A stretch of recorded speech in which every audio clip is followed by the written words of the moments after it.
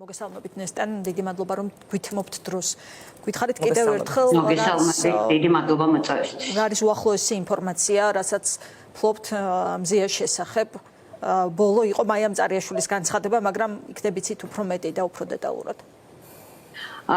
მოგესალმებით კიდევ ერთხელ მადლობა მიწვევისთვის და სოლიდარობისთვის, რასაც თქვენი არხი თქვენ პირადად და ზოგადად საზოგადოება იჩენს მზია ამაღლობლის და ყველა პოლიტიკური პატიმრის მიმართ. რაც შეეხება მზიას ჯანმრთელობის მდგომარეობას, მზია მოგეხსენებათ მეოცე დღეა დღეს, რაც შიმშილობს.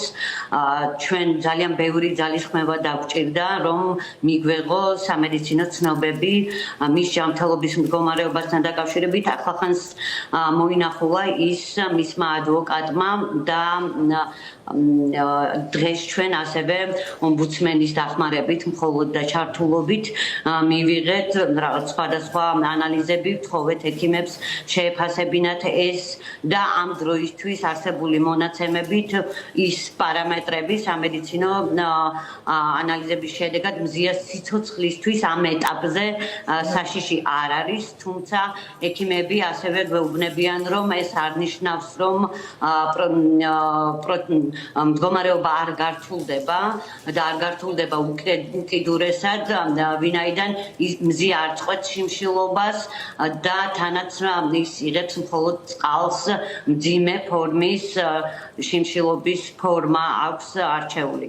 ეს არის ის, რაც მოკლედ მინდა ვთქვა, წინა დღეების მანძილზე ჩვენ ძალიან ბევრს საუბრობდით იმაზე, რომ საერთოდ არ გქონდა წვდომა არანაირ სამედიცინო ჩანაწერებთან, რომელსაც უნდა აწარმოებდეს პენტენციური დაწესებულება მას შემდგომ, რაც პატიმარი განაცხადებს, რომ ის შიმშილობს. ამჟამად მივიღეთ ეს მონაცემები და ხო, ესეთია სურათი. ჩვენთვის ძალიან საგანგაშო და შემაშფოთებელი, იმიტომ რომ 20 დღე გავიდა. მართალია ექიმებისთვისაც ცოტა უჩვეულოა, ისევე როგორც ადვოკატებისთვის და ადამიანებისთვის, ვინც ის მოინახულა. ხო, თუმცა ადამიანია და უნდა გავითვალისწინოთ, ყველა ექიმი საუბრობს იმაზე, რაც ჩვენ ძალიან გვაშფოთებს, რა ხდება შიმშილობის ამდენი დღის შემდგომ ადამიანის ორგანიზმში. ნესტან, სახალხო დამცველის განცხადებაც გავრცელდა დღეს, ის ამბობს, რომ არ ყოფილა აქამდე, ის საუბრობს, რა შემთხვევაში შეიქმნება ექიმთა კონსილიუმი, ამბობს, რომ აქამდე არ ყოფილა ასეთი ტიპის პირდაპირი მოთხოვნა. თუმცა ჩვენ ვიცით, რომ ადვოკატები შესაძლოა ასე პირდაპირ ამ სიტყვებით არა კონსილიუმის შექმნის თაობაზე, მაგრამ ერთგვარად აყენებდნენ უფრო მეტი ჩართულობის, საუბრობდნენ უფრო მეტი ჩართულობის აუცილებლობაზე. გითხარით თქვენი პოზიცია, როგორც მზია ამაღლობლის მხარის პოზიცია, მიმართავთ თუ არა ომბუდსმენს, რომ შექმნას ექიმთა კონსილიუმი პროფესიონალებით დაკომპლექტებული? მე პირადად გუშინ შევხვდი სახალხო დამცველს, მასთან პირველ რიგში საუბარი ჰქონდა ამ სამედიცინო დოკუმენტაციასთან წვდომის პრობლემებზე, რაც შეეხება კონსილიუმს. ამასთან დაკავშირებით ჩვენ თხოვნით არ მიგვიმართავს, ჩვენი მთავარი თხოვნა იყო, რომ მან, როგორც ომბუდსმენმა, მისი მანდატის ფარგლებში ზედამხედველობა გაუწიოს მზიას ჯანმრთელობის მდგომარეობას და მონიტორინგი განახორციელოს ის თუ რამდენად ხორციელდება მასზე ზედამხედველობა მოშიმშილე პატიმრის პროტოკოლის შესაბამისად და ასევე მისი მანდატის ფარგლებში თუ ის საჭიროდ მიიჩნევს ამ სამედიცინო მონაცემების საფუძველზე მან გადაწყვიტოს კონსილიუმის მოწვევის საკითხი. თუ ის ასეთ გადაწყვეტილებას მიიღებს. ჩვენი მოთხოვნა რაც არის, ჩვენ პასუხისმგებლობას მზიას ჯანმრთელობის მდგომარეობაზე, მის გაუარესებაზე ვაკისრებთ სახელმწიფოს და ისედაც მისი პასუხისმგებლობის საკითხია. ამ ქვეყანამ არ უნდა დაუშვას ძალიან მძიმე შედეგები, რაც შეიძლება განვითარდეს. კი ბატონო, გუშინ ჰქონდათ შეხვედრა ევროკავშირის ელჩთან და ელჩებთან ევროკავშირის წევრი ქვეყნების. საინტერესოა რა კითხვები დაგისვეს მათ. გასაგებია რა იქნებოდა თქვენი სათქმელი, მათ რა აინტერესებდათ კონკრეტულად? გუშინ ევროკავშირის ელჩთან მე არ ყოფილვარ, ანუ ჩვენ არ ყოფილვართ, მხოლოდ შეხვედრაზე ელჩი შეხვდა ყველა უკანონო პატიმრის ოჯახის წევრებს და ჩვენც ამ სტატუსით ვიყავით, თუმცა მანამდე გქონდა ევროკავშირის თითქმის ყველა ელჩთან და ზოგიერთ საელჩოს წარმომადგენელთან შეხვედრა. ისინი პირველ რიგში ღელავენ მზიას ჯანმრთელობის მდგომარეობასთან დაკავშირებით და მათ აინტერესებდათ როგორ ხორციელდება ამის მონიტორინგი.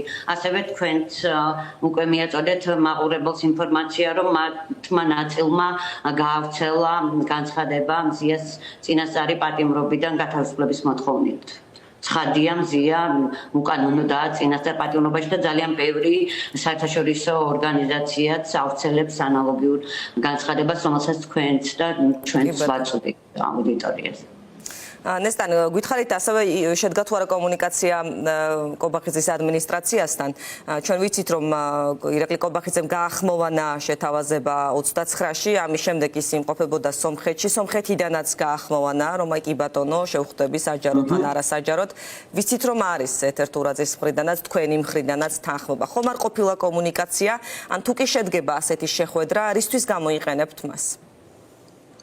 ჩვენ ჯერჯერობით არ აქვს ინფორმაცია, ანუ ასეთ შეხვედრა დანიშნული არ არის, თუმცა ეთერთურაძემაც, ბათუმის რედაქტორმაც და მეც გამოვხატეთ მზაობა, რომ შევხვდეთ ირაკლი კობახიძეს, თუ კი მისი მხრიდან იქნება მიღებული რეალურად ესეთი გადაწყვეტილება, ხო, ანუ სხვა კომუნიკაცია ესე არ ყოფილა ჩვენთან.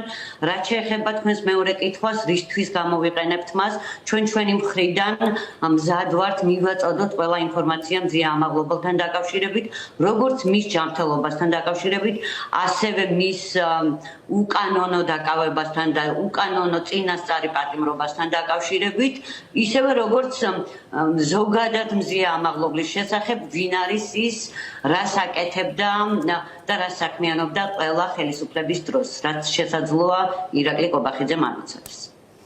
თქვენ კითხვა მიტანეთ სპეციალურ საგამოძიებო სამსახურს. და ასევე მინდა აღვნიშნო, რომ ჩვენ თვითონ ეთერთურაძემ პირადად განცხადებით მიმართა გენერალურ პროკურორს შალვა პაპუაშვილს და შემდეგ ითხოვდა შეხვედრას, თუმცა არავინ არ შეხვდა. ამიტომ თუ კი ვინმე არის ქართულ ოცნებაში, ვისაც ესეთი შეხვედრის სურვილი აქვს, ჩვენ ცხადია მზადა ვართ.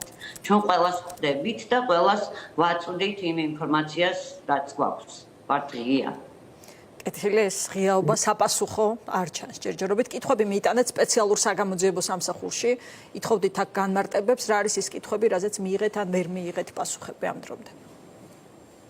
საგამოძიებო სამსახურს უშუალოდ რაც შეეხება, საგამოძიებო სამსახური იკვლევს და უნდა მოიკლიოს მზია ამაღლობლის დაკავების შემდგომ არასათანადო მოპყრობის ფაქტები ირაკლი გებუაძის მხრიდან. ჯერჯერობით მზია ამაღლობელი დაზარალებულადაც კი არ არის ცნობილი, ისევე როგორც ბევრი პროტესტის ბევრი მონაწილის მიმართ, რომელსაც ფიზიკურად გაუსწორდნენ სამართალდამცავები, არავინ არ არის პასუხისმგებაში მიცემული. ჩვენ კვლავაც ვაყენებთ ამ მოთხოვნას, უნდა შეუჩერდეს უფლებამოსილებად გებუაძეს, ვიდრე ის დაიშება იმ დანაშაულისთვის, რაც ჩაიდინა არასათანადო მოპყრობის ფაქტებს გულისხმობ. კი ბატონო.